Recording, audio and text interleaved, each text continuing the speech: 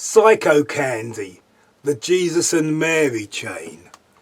For me, punk ended in December 1977 when I saw the Sex Pistols at Brunel University, and it turned out I was a spectator in the great rock and roll swindle.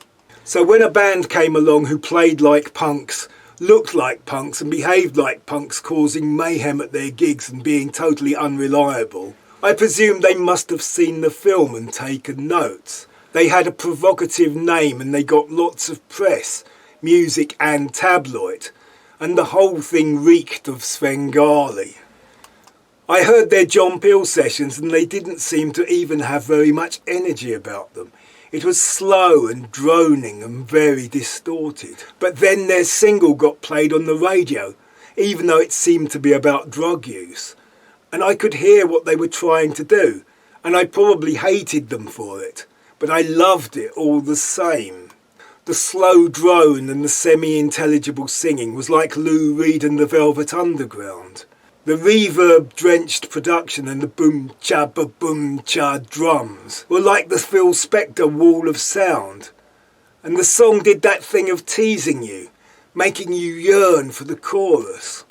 The song was Some Candy Talking, and I bought the single, and it was the last single I ever bought. The album launches with a song even more Spectre-ish than the single. The songs are melodic and would sound quite sweet had they been played acoustically. But had they done that, few would have taken much notice.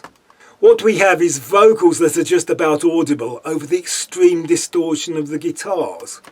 It sounds like a monitor mix that a guitarist might sneak out of a studio to impress his girlfriend, but that no sane producer would ever have allowed to be released. There are elements of surf music, only you would need to imagine the Beach Boys playing their guitars through massive Marshall stacks in an empty swimming pool. There is a song called Sowing Seeds. It occurs towards the end of the album. It has guitars that are much less overpowering. On it you can hear how sweet the vocals are, and you can even hear the harmonies.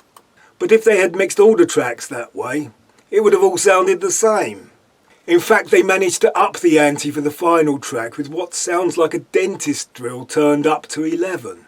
Psycho Candy, the Jesus and Mary chain.